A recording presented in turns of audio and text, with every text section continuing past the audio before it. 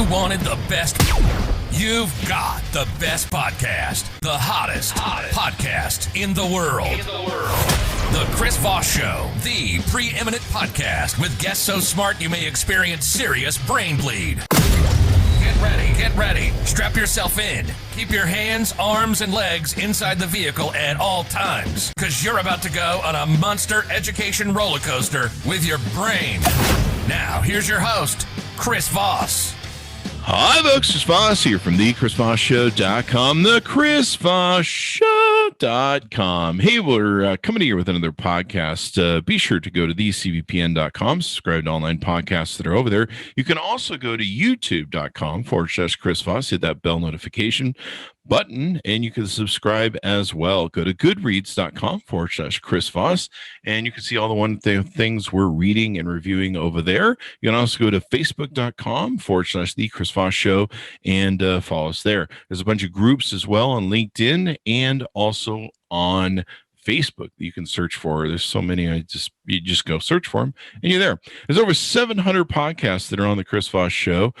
Go over there. You have access to them all. If you can't get the first past the first 300, go to the other 400 on the Chris Voss Show, and you can search them individually over there. And this episode is brought to you by IFI Audio and their new Neo IDSD. The Neo is the new wave of digital sound listening for your desktop, music, gaming, and bleeding-edge Bluetooth, even MQA audiophile decoding. We're using it in the studio right now. I've loved my experience with it so far. It just makes everything sound so much more richer and better and takes things to the next level. IFI Audio is an award-winning audio tech company with one aim in mind: to improve your music enjoyment of quality sound, eradicate noise, distortion, and hiss from your listening experience. Check out their new incredible lineup of DACs and audio enhancement devices at ifi-audio.com. Today, we have a most excellent guest on the show. They're the author of a new book that's come out called Radical Belonging by Dr. Lindo Bacon, PhD. Dr. Lindo Bacon is a researcher and former professor, and for nearly 2 decades taught courses in social justice, health, weight, and nutrition. Dr. Bacon holds a PhD in physiology with a specialty in nutrition and master's degrees in psychology and exercise metabolism.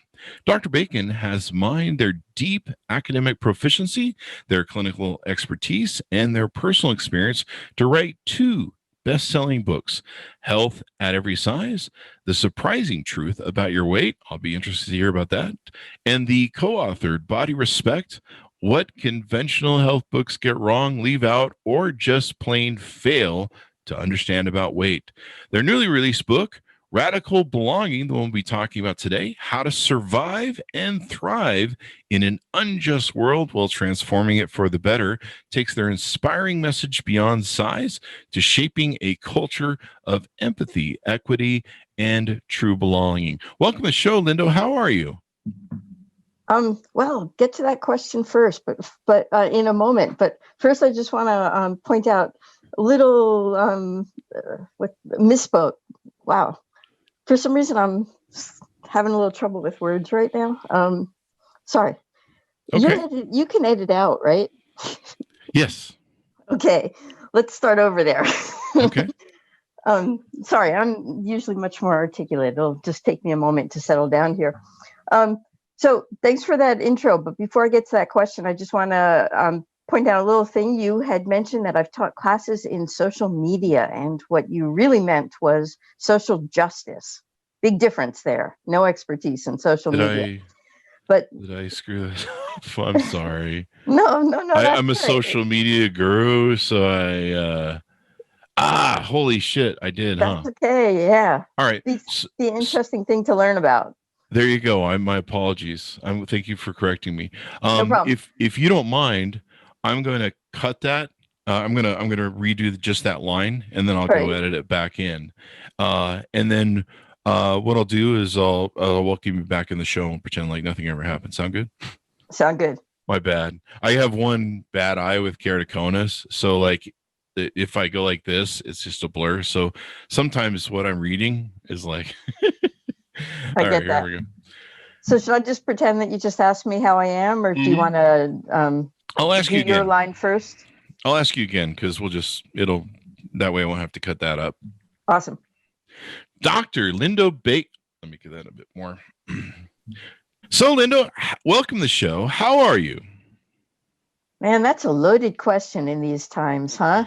I feel like I'm just an emotional roller coaster. And anytime you ask that question, I could give a wildly fluctuating answer, from moment to moment. So right now, I am just trying to be present with you and gear up for this interview. We should be able to have a fun talk. But I got to say, coming into it, I'm in a low space, so it's taking a little bit of energy to just let go of that, be here. There you go. Well, I think we're all kind of there in the pandemic. We're all we have that kind of darkness presence maybe going on where it's looming, but hopefully we're getting to a better place. I'm going to hold up a copy of your book here, Radical Belonging, and give us the plugs so people can take and look this up on the interwebs.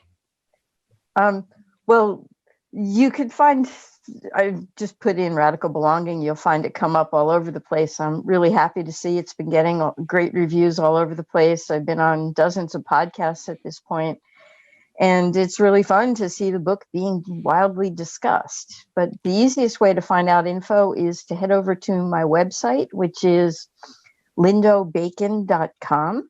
And that'll then help you to find places like my Instagram and Facebook and Twitter pages. There you go. So, Lindo, what motivated you want to write this book? I think mostly it was because of my own history of unbelonging and just recognizing how this can be such a painful culture. There are so many ways in which people feel as if they're judged negatively by others and denied opportunity, whether it's because of your skin color, your size, your age, etc. And it's painful.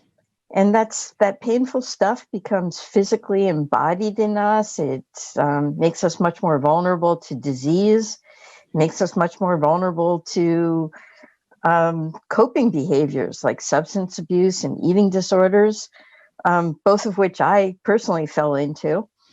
And recognizing that a lot of the pain that we feel comes from a history of belonging was powerful to me, because it also provided a solution. The more we can figure out how to help people to feel like they belong, like they're accepted and valued for who they are, rather than trying to fit into this mythical ideal of who we're supposed to be, well, that's the solution. And certainly we're seeing that really vividly right now. We're seeing things like the racism of our time front and center on the surface. It's not like it's never been there. It's always been there, but now it's much more visible.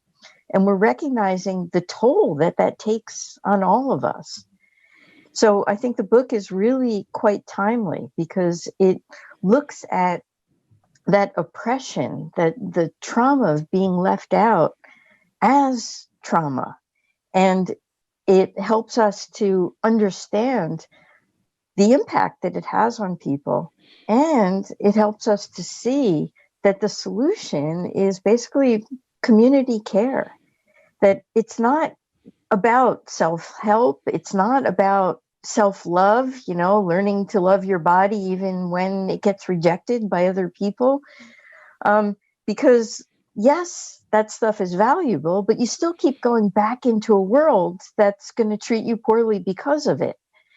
And so you also need to develop the skills to be able to manage the discomfort and the injustice. And we need to create that culture so that you can find places of love and belonging. Is there a way to fix our culture so that we can have that? Or do we have to learn to just basically rebel against culture? Because in reading your book and listening to some of your interviews, you talk about how we have trauma from a lot of different experiences, and I guess I never thought of what I experience is like trauma so much, maybe some of my stuff from my childhood. But what you talk about in your book is how sometimes identifying it in that way is a better way to start on the road of recovery of like, okay, I have trauma, maybe acceptance, and here's how to deal with it. Right. I know. We're so used to conceptualizing trauma as, say, like a singular event, like witnessing a murder or being raped. And yes, those can be traumatic experiences. But there's a much broader definition of trauma that includes the fact that we're all constantly experiencing smaller microaggressions, and that these total up in us and build into trauma and affect us in the same way as a singular event can. So, for example, if you're sitting at the dinner table and your parents say to you something like, "Do you really think you should be eating that?" And immediately you're feeling like, I'm too fat, and everybody sees this, and it's a judgment, and there's something wrong with me, right? And the more you have events like this, the more vulnerable you become to them, because it just keeps getting reinforced. And after a while, this stuff embeds in you biologically, so that you're looking for it all the time. You're hypervigilant. You're expecting people to reject you before it even happens, which is based on some intelligence because you've gotten that rejection before. And so it's likely it's happening. We're always getting those cultural messages of who's acceptable and who isn't. So that vigilance is makes sense. It's human to develop it, and it's a good protective response. And that's very true. I mean, I didn't really think about some of the different concepts that you talk about in the book, and when you did, I started exploring how that works, because I've had a lot of people, especially young women, are usually deal with the trauma of our culture or advertising, that teaches, that you must look a certain way, you must be a certain way. I grew up in a cult that programmed the religious state of mind, and everything outside of it that didn't believe in that thing was evil. And but one thing you talk about a lot is the shame of that, and how that's a portion of what that builds. And I think our parents sometimes try and do the right thing with us as children to say, hey, don't do that. But sometimes there is, like you say, an element of shame where we carry that as trauma. Exactly. And to use some examples that I was talking about in the book, one of the things that I did was I tried to write the book through a lens of understanding my gender identity. When I was a kid, I never really felt like a girl. And yet, to my parents, exhibiting femininity was important, and they really wanted me to be something that I wasn't. And so I would get criticized when I would try to wear my brother's hand-me-downs and refuse to wear a dress. And my parents really wanted the best for me. And in their minds, they thought that if I just fit in more and did what a girl was supposed to, that I would be better liked and accepted and more successful. And they weren't wrong in that. The culture does reward girls for exhibiting femininity, boys for exhibiting masculinity, and punishes people that don't fit into that category.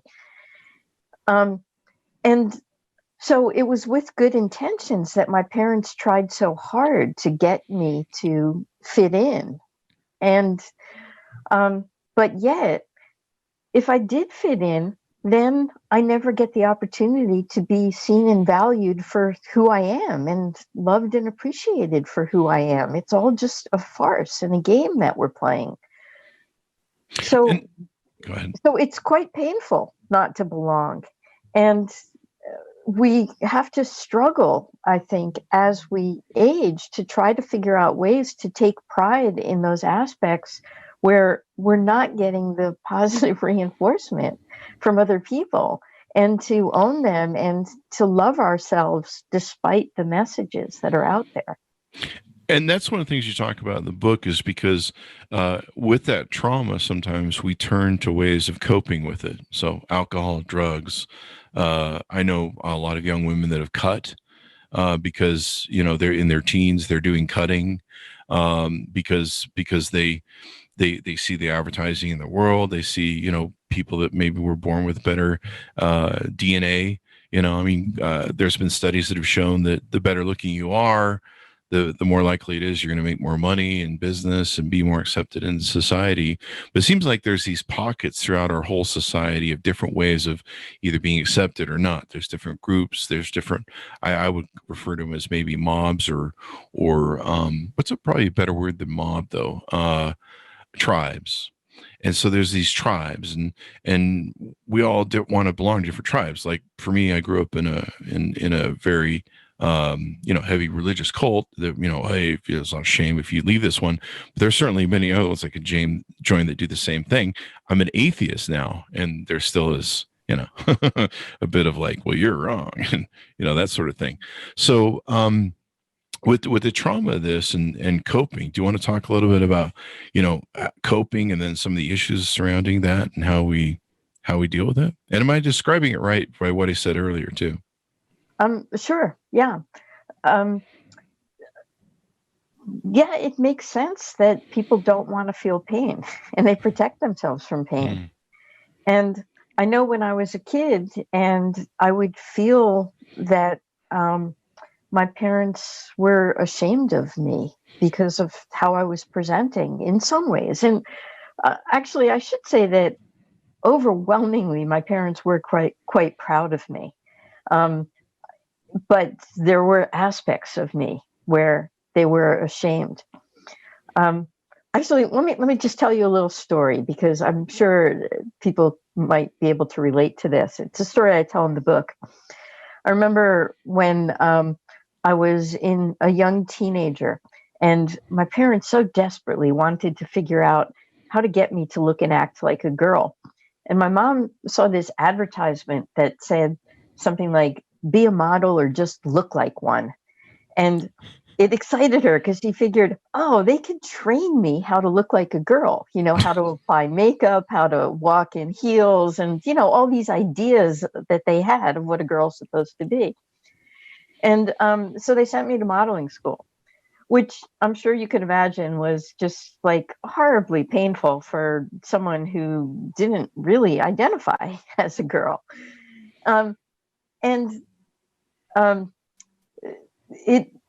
After a while of just these horrible sessions, the people who were running the program just gave up, and we had a great compromise where my parents would drop me off. They would usher me to a back room, give me some books to hang out so I wouldn't disrupt class, and they didn't have to worry about having to put on my makeup or, the fact that I was going to like ruin their set. And then, a few minutes before my parents were to show up, they'd bring me back into the classroom. We'd all pretend as if it was okay. They would put my makeup on so my parents would think I'd applied it. Anyway, what nobody was counting on was the fact that there was a graduation ceremony that we all had to participate in, right? And so what this is we're all supposed to act like models on a runway. And the modeling program did it up in style, and they actually had a lot of people in the audience who were agents who, and the models were going into this thinking, this is my chance to be seen, and they wanted to show off their stuff. So they dressed me up, put makeup on me, give me instructions to just follow the model in front of me, walk across the stage, don't do any of the modeling thing, then just follow everybody else off the stage, right? So I do as little as possible, right? So we're doing it, but the problem was I had no clue how to walk in high heels, right? And as I'm walking, I'm kind of stumbling, and my heel gets caught in the light stick. and I try to pull it free, and the lights are attached to the backdrop. Oh. And it ends up that the whole backdrop comes tumbling down on this whole line of hopeful models and me. And I mean, we're laughing now, right? One girl actually had to be rushed to the hospital. Oh, she no. had a broken arm. Oh, no. Right. And you can imagine like how humiliating that was for me, for my parents in the audience. And it ruined the show, you know, and like there were all these hopeful models that had like built up this event. It was a big thing for them, and the set was destroyed, and it was like a hard recovery from all of that. And so you could imagine the car ride home with my parents. Oh, boy. I was like so ashamed. And my parents, rather than like feeling compassionate to them, they were feeling their own shame about, you know, that they couldn't turn me into, that I just wasn't who they wanted me to be. Right. Now, that's a pretty extreme story. And most people don't have that kind of explicit trauma in their background. I mean, you can imagine what it was like for me to feel like all these people I had ruined their potential for being seen and a career, and, you know, and kids talk about it, and the joke, and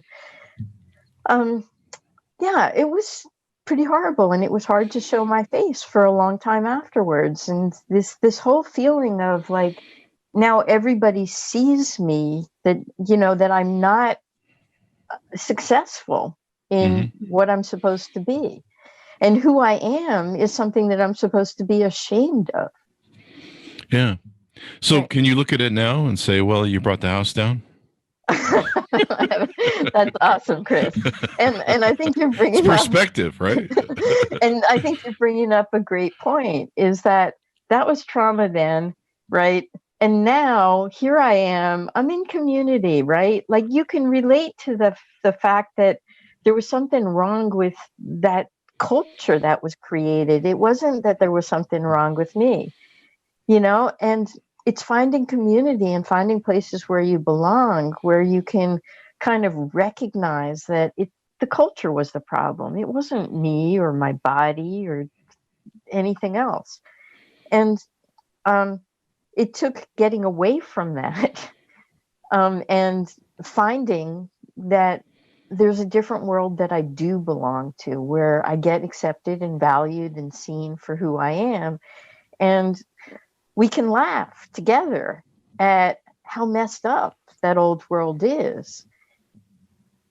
Yeah, I mean, it seems like the older I get, the more I get to laugh at stuff when you look back on it and you get that perspective of life.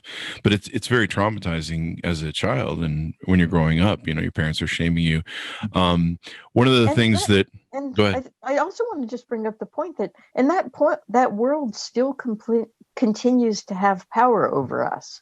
It doesn't have as much power over me because I have so much power in other ways and so much confidence.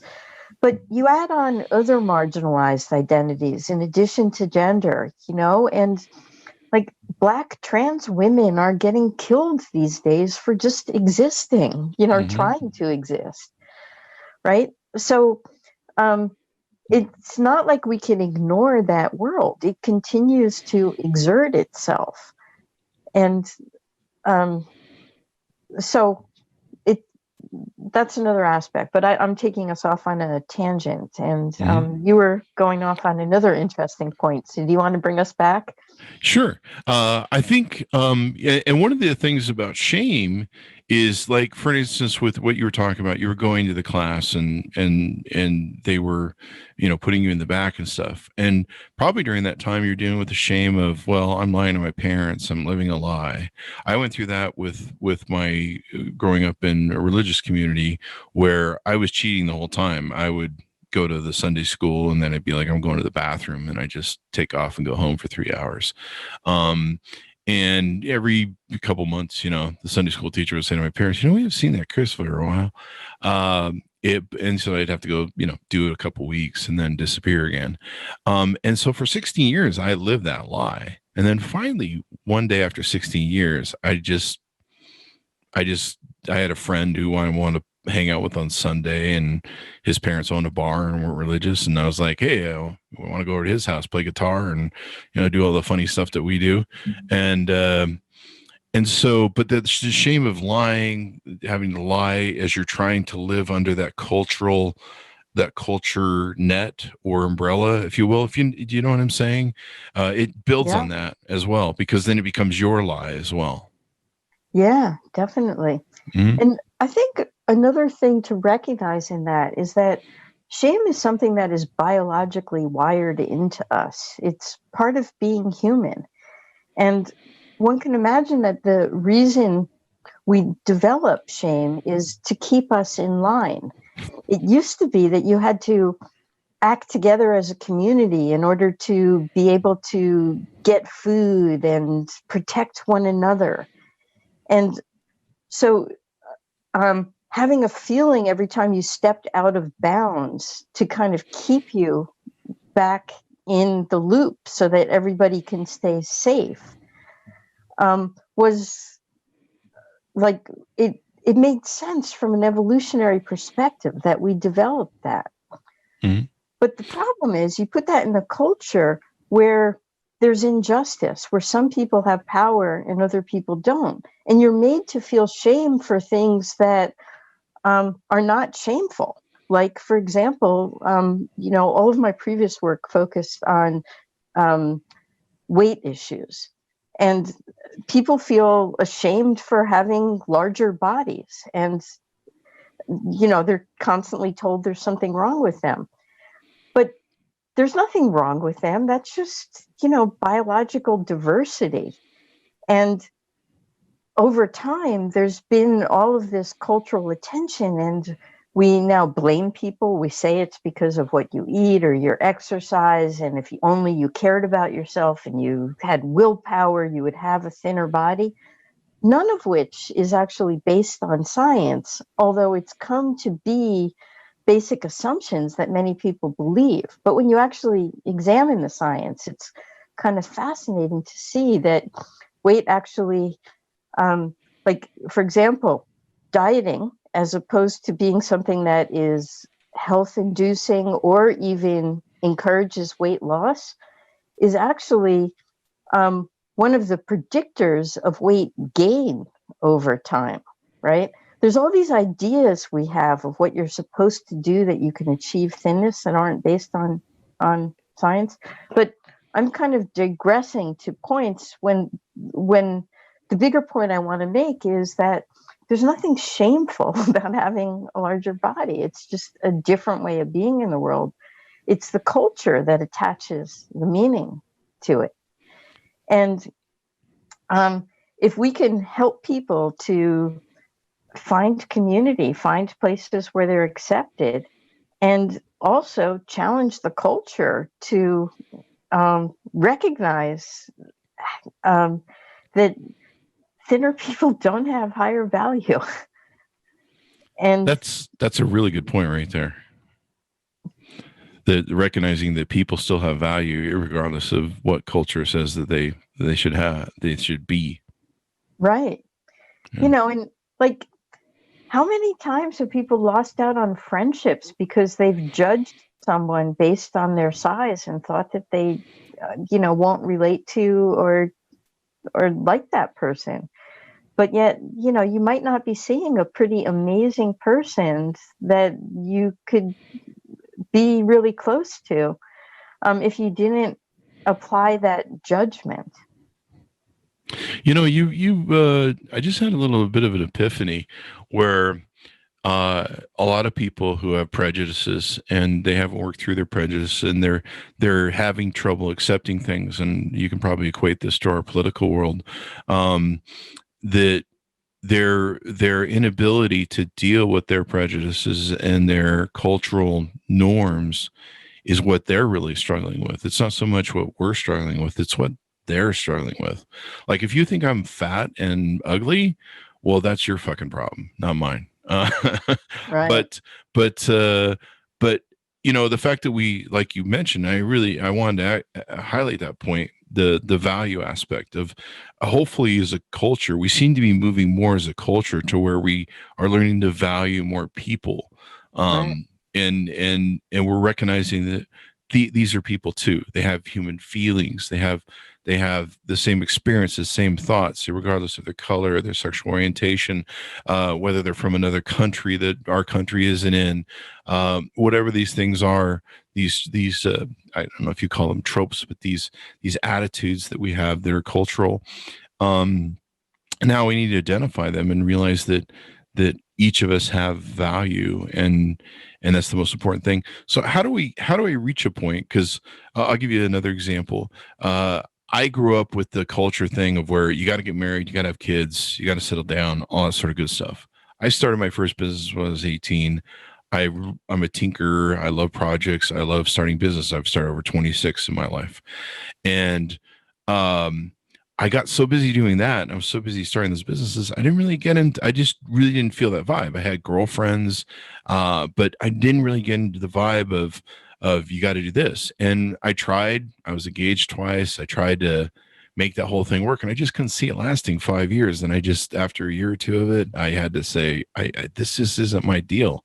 This is everyone else's deal. It's not mine. And so there's several different things between religion and marriage and raising kids and stuff that I've had to kind of somehow get in my own envelope.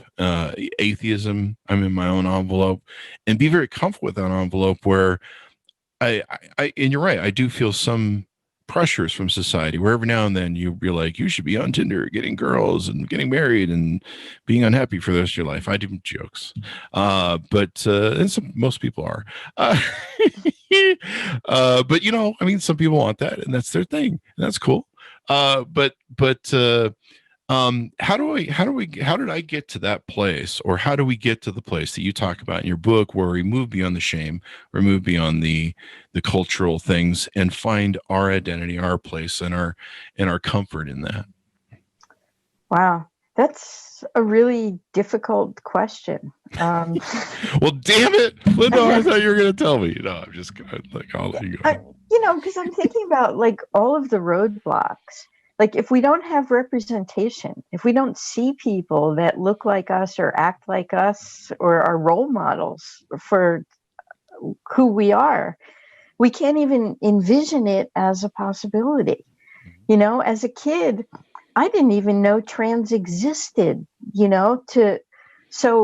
to think that there were options other than male or female just wasn't even something that crossed my mind. So given that I thought there were just this box I was handed, I was assigned girl, and that's all, that was it, right? So part of it is you need exposure, and openness. And I think that sometimes our pain can bring us to that place, because sometimes it's too painful not getting seen and not being able to develop into who we are. If you get into a relationship just because you think you're supposed to, it can be I'm sure it's pretty miserable to marry somebody you don't love, but you feel like, the relationship's right for appearance's sake. You're never going to feel valued for who you are. And so it can take a lot of courage to be yourself when you don't at first get acceptance mirrored back. But I suppose that maybe that's the biggest thing, is that people really need to find community. And that's why I wrote a book about belonging. It's that we can do this for one another. We can create a culture where we're more open-minded to seeing people and making it safe for them, right? You did that for me when in our getting to know one another conversation, where you asked me what pronouns I'm comfortable with. You didn't just make the assumption that, there were certain pronouns to apply for me. You made space for belonging right there, where most people don't. most people are making assumptions and they're putting me into this box that's automatically setting me up to feel othered, right? Mhm. So we can do this for one another. We can start to recognize that the assumptions we have about people aren't about that individual. They might be part of a particular group, but that doesn't mean that they ascribe to all of the stereotypes and ideas. So we need to be open to figuring out how we can see the person that we're with. And I think that's really important for us to learn from our culture. I mean, for me, one of my kind of, I don't know what you call it, a mantra, or the thing that I kind of hold to is John Lennon's song Imagine, where I believe we can all live in peace. We can all be accepting of each other. We try and understand who the other person is. I even try and understand Trumpers, which I'm not really sure that you can square crazy, but I try. But trying to understand one another and what makes people tick. And I've been fortunate enough in life where, because I grew up with the upbringing I grew up with, I've tried to understand why people believe the things they do and why they do the things they do. And while I haven't always been as open-minded as I have, because I didn't have that, what you talk about, a library of knowledge, now I'm more accepting of things when I come across them, because I'm like, okay, well, let's see where this goes. Let's understand this more. And a lot of people don't, like you say, with culture, they just come to their ideas and they go, wait, this person's different. I feel challenged. And maybe a lot of people don't realize that that's kind of like a DNA sort of caveman sort of core of our being, where when we meet something different or come across something different, we objectify it and treat it as, is that a danger to me or not? It's kind of like when you're a caveman and you're like, there's something moving in the bushes over there. I don't recognize what that is. Is it going to eat me, kill me, or are we going to be friends? And sometimes we react in a bad way because of that. Is that, am I? That's a great description. And it's definitely true that we're biologically wired to make simple projections about people. Because as you're mentioning, I mean, sometimes you just have to act quickly. Mhm. In the old days, you saw a tiger and you needed to run instantly or you'd be killed. So our brain is set up to make instant judgments. And one of the ways it makes those instant judgments is based on past experience or what it's been told. So if you see on TV every day that Black men are thugs and drug dealers and murderers, then even if you don't consciously believe that, your brain is wired to be distrusting as soon as you see a Black man. And it may be that then your rational brain can jump in and say, no, that's not true. But it does mean that I'm probably more likely to hold on tighter to my backpack when I see a Black man than when I see, say, a white woman, right? That threat level, even though it might not be based in reality, it's like programmed into me. Not something I'm proud of, but it's there.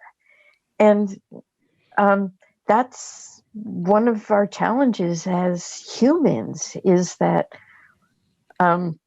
we're not wired to be completely accepting. Mhm. But yet we need connection, right? If we're not connected with one another, we can't survive either. Mhm. So we have to keep trying to create that. We have to keep working with the unconscious projections that we have and trying to learn more and get beyond them in order to connect with people. Mhm. And the awesome thing about that, though, is that our worlds become so much richer and more exciting the more we can lighten up on our and learn about our unconscious prejudices. Do we need to sit down more and go, well, who am I? Fuck culture. Who am I? Yeah, And what am and I on that, about? And explore that. right. And I think that one of the best ways to learn that is by also asking the question, who are you? That the more we can um, kind of meet other people and learn about difference, the more it kind of opens us up to be more accepting of ourselves. hmm one of the challenges I had, and you talk about this with community and finding your community. One of the challenges I had was I grew up questioning religion and cultism and going, well, why do you do this? And I don't know why I was born with this brain. There seems to be a lot of other people that are just kind of like, okay, we'll do that.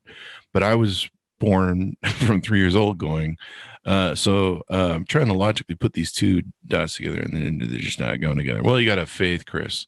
Well, okay, well, that's great, but I'm still working on that faith part. But until then, can you explain to me how Jesus and all that stuff, right? And and so for a long time, I felt very persecuted, and you probably just changed the topic for what I was going through, for what other people go through. But I was feeling persecuted. I was feeling shamed. People would be like, you just got to have faith and turn off your brain and just be who we say you should be and do what we say you should do.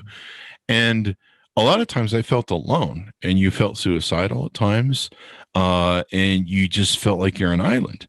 And then I discovered George Carlin, and I started seeing him, and he became what you talk about, my community, or finding more of my community. I went, holy shit, there's somebody else in the world who thinks like me and is not crazy and is actually fairly successful. So they're not, you know, they're not someone who's insane. Well, I mean, Carlin may have told you he was insane, but you know what I mean?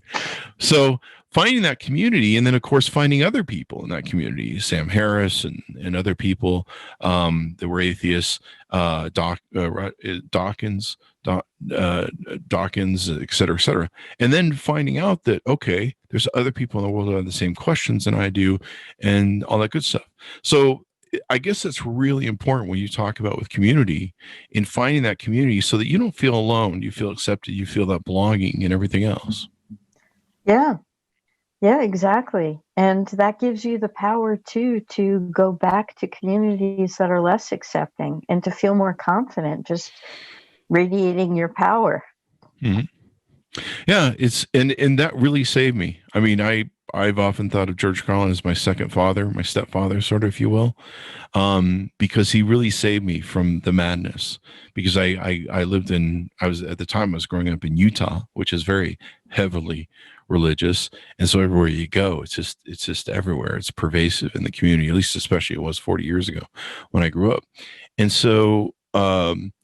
I had a really hard time. I mean, it was just everywhere, and you feel like you're just alone. But like you say, finding my community, finding places in the world where it's like, hey, I'm not totally off the map, and let me find out about this. So how do we, once we find that community, how do we fix that trauma, and how do we start patching those holes? Well, I think about that, about how, like, I've been on speaking tour all around the world, and I've been to some of those small, very conservative communities. And what I find is that the more I enter into my vulnerability, the more I tell my story, and people see me, and they respect me, and it allows them to open up to seeing someone who's very different than who they are, and to recognize just our common humanity. Mm-hmm. And everybody can find ways in which they feel rejected or wrong or ashamed. I mean, that's just so human. And that's how we come together. It's in our vulnerability that we can connect. And I think the more that we do that, the more we're creating safe spaces where people experience belonging, and it changes them. And they want more of that in their world. They don't want to go into an exclusive world where they can't have that kind of connection with other people. So I think it's possible. And I think that the key is go back to places like Salt Lake City, in all of your current day confidence and magnificence, because people there need to see you. Mm-hmm. And that's how we change things. There you go. There you go. One thing I heard you talk about in one of your interviews that you did, and I believe you talk about in the book, is when you're dealing with the with the things you're using to emotionally cope with trauma, drugs, alcohol, whatever, eating, etc., whatever your vice is that you use to try and emotionally patch that hole. What's a better way to approach that? Or there's a way that you talked about that's a better way to maybe identify that and go, okay, what am I doing right now, and how do I build something better? Well, I think before we go to the place of building something better, it's helpful to recognize the beauty in those coping behaviors. When I was a kid and feeling so alone, I'm really happy that I discovered cocaine. It gave me access to kind of escaping my world and feeling good at a time that I didn't have any other skills or resources to do that. Same thing with my eating disorder. Like, it helped me get through difficult times. And it was later in life that I also realized that while they were valuable for me, right, they also brought some negative stuff too. And so I had to look for other ways that I could soothe myself. And so it was recognizing that it wasn't that there was something wrong in reaching for drugs or food. It was magnificent and beautiful that I was reaching for something to take care of myself. And that's a good thing. And that those were just two ways to take care of myself, but there were plenty of other ways I could take care of myself. Like, one way would be talking to a friend and, getting some love and support that way. One might be journaling.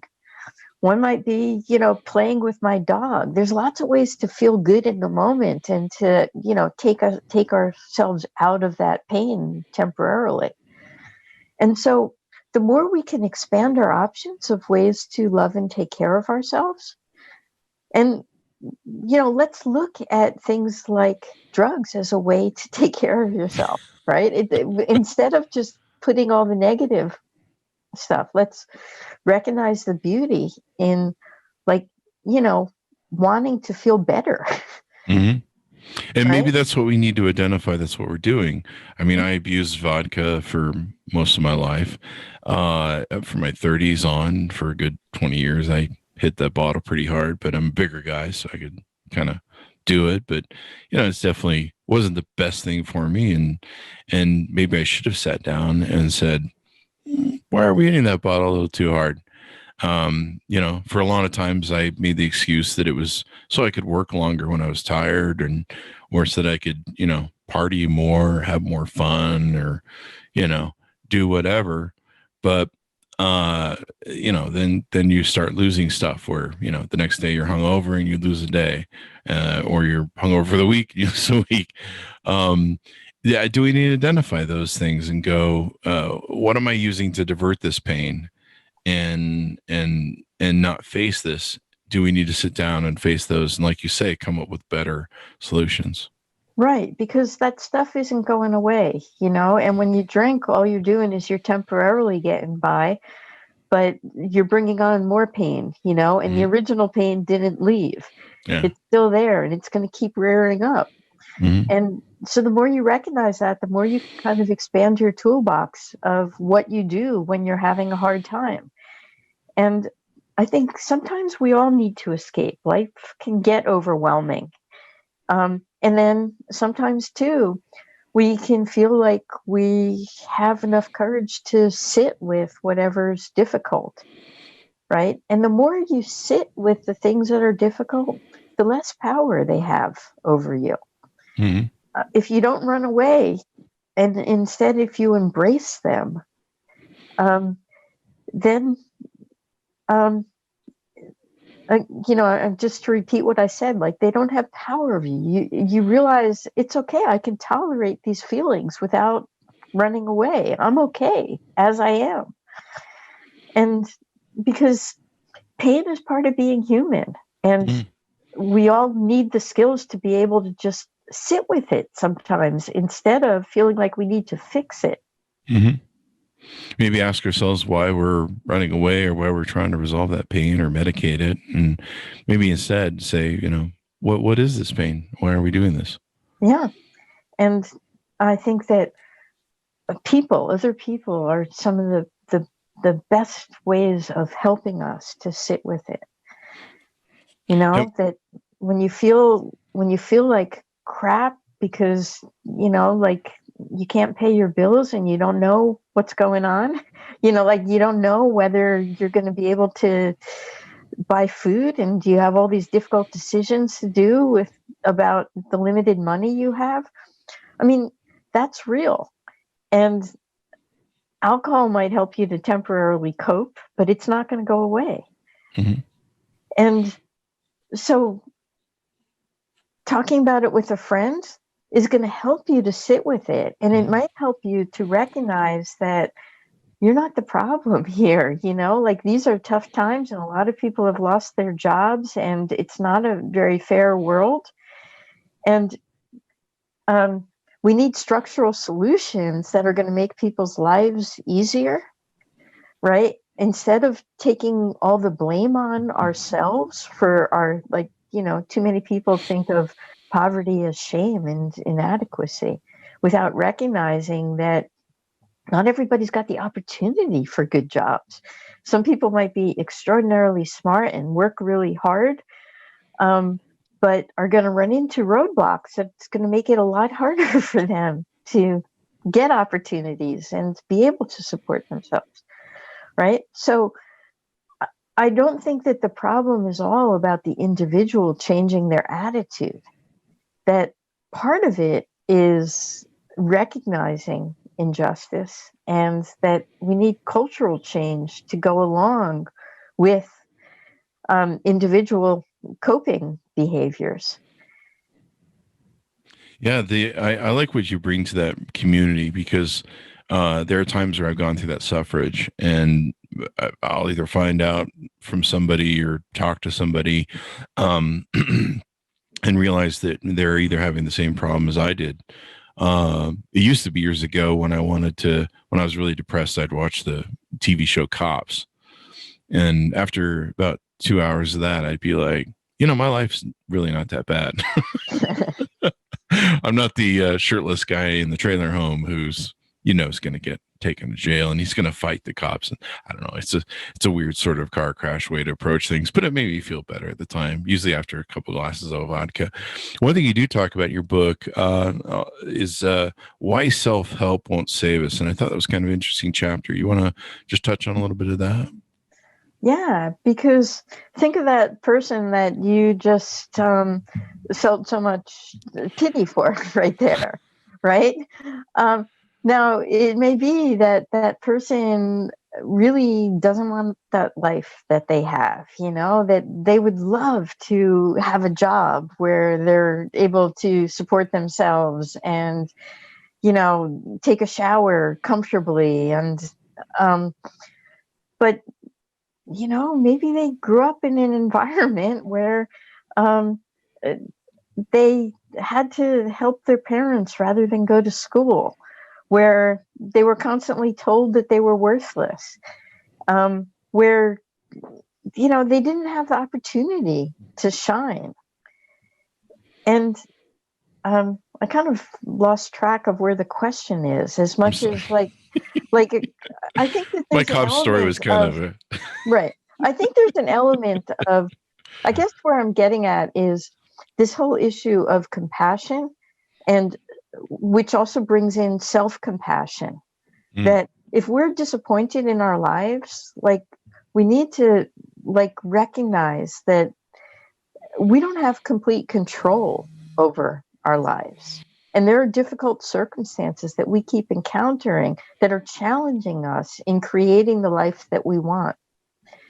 So self-help isn't the only answer, like someone like Oprah has amazing qualities and perseverance and grit that helped her become as successful as she is. But hey, one of the reasons she went to college was because she got a scholarship. She had a grandmother that believed in her and, supported her, right? So there were resources that contributed to her making it. It wasn't just the fact that she's a smart, unique person. And so self-help alone wouldn't make it. So I can't just say a bunch of affirmations and have my dream board and it's not all going to work out. Is that what you're saying? You got it. I mean, that's such a naive new age approach that we have right now, that people create their own circumstances and anybody can achieve the American dream and pull themselves up by their bootstraps. We need to also figure out how we can provide the resources for everybody to have access to the life that they deserve. Hang on, I got to take that off my vision board. No, but I love what you're saying about finding community and going out and finding stuff. I remember one of Oprah's shows, which is the Neverland show. There was a guy who got up and talked about being abused as a child sexually and the shame and the scars and the way he held that for so many years. And he realized that, and I can't remember the exact way he said it, but it's really beautiful. But basically, the rendition of it is holding secrets inside ourselves is a poison, and the only person that's really making sick is us. And so I think a lot of times, like what you're talking about, we have to come to the identity of who we are, and then we got to go find community so that we have acceptance, so we have belonging, which is in the title of your book, and then we can be more accepting of ourselves and find our place in the world, as it were, and find a better place in belonging, accepting within ourselves, inside of ourselves. Yeah. If you find a safe place to tell your secrets and you meet up with love and acceptance for the things that you feel ashamed about, that's transformative, right? That gives you the power to feel good and to go out in the world with human fragility. Right? That even if you do reach for alcohol to solve your problems, you still deserve respect in the world. Like that's not the only thing that defines who you are. That just means that you're struggling, right? And if we could meet up with that with love and compassion, as opposed to judgment and, telling people you're wrong and just say no and it's your fault you're in this mess, that's how we change the world. And I like how you put that, because when I was going through problems or issues or different things, I don't really identify, am I struggling right now? What am I struggling with? You're just kind of like worried about, money, job, finances, whatever the thing is, maybe that's bugging you. Right now we've been living the past year through the pandemic. Like, am I going to die? Am I going to lose loved ones? Worry. Will there ever be a vaccine? Fortunately, we kind of crossed that thing. But I never really sit down and go, wait, you're struggling with something right now. Do you recognize that it is? And for me, I don't know about other people, but for me, recognizing what that is gives me a better toolbox to go, okay, so how do we deal with it? And then I go watch cops while I'm drinking vodka. No, I'm just kidding. Just kidding. Right. And I think that that's the challenge of our times right now, is to accept the fact that this is really hard. Like, we can't go out and hug our friends. It's like we don't have easy access to entertainment anymore or diversion. I mean, and so the things that we ordinarily look to that help us to feel better just aren't as accessible. And the more we can accept that, then it gives us the power to try to figure out, okay, so within these limitations that the current pandemic is setting for us, what options do I have to feel better? And then, and to have compassion for the fact that we have limited options, and it's going to be harder right now. Yeah. And we need to find our community, even though we're going to have to do that through Zoom. So Yeah, it helps to exactly. have that outreach, because if you're isolated, but even then it's still hard for a lot of people, but identifying that there's a struggle and everything else. Before we go out, anything more you want to touch on in the book? Before I talk about the book, I just want to talk about how beautiful it is to connect with you. You and I were strangers a little while ago, and I just felt like we just relaxed and kind of had fun exploring some topics together. And I love that we all always have that kind of opportunity out there to kind of connect with other people. And I was in a lousy mood when we started this conversation, and I'm not there anymore. Like I'm feeling in a much better mood, and I would suggest that part of it is just because I had this like human connection. Mm-hmm. And that's accessible to all of us all the time. And so maybe I did just talk about my book, because that's what I'm hoping for in Radical Belonging, is that in the book, people can see themselves, that they can, as they're reading the book, they can have a little bit of epiphany that who they are has value, and, feel seen and acknowledged, and feel like they've discovered, like, whatever their fears and pain is, that all that stuff is just very human, that we all experience it. And the more that we can lean into it and make room for one another, that's where the truth and beauty and salvation lives. And that's how we change lives. Yeah. And hopefully change the world by impacting that. Yeah. Yeah, there you go. That was very beautiful said. I like how that all wrapped up. That was wonderful. It was like a beautiful speech right there. You set me up. Thanks, Chris. Thank you very much. That's what we try to do. I'll take some credit for it. It's all you. This is why we have brilliant people like you on the show. You guys do all this work. You guys do all this research and study. Me, I just show up with a mic and go and have funny questions and make stupid innuendos and comments or whatever. Check out their book by here. I'm going to hold this up. Radical Belonging by Dr. Lindo Bacon, PhD. Give us your plug so people can find you on the interwebs. Check me out at lindobacon.com, and you'll also find Lindo Bacon on Instagram, Lindo Bacon X on Facebook and Twitter. There you go. There you go. And thanks to my audience for tuning in. Be sure to go to goodreads.com/Chris Voss. Follow me over there.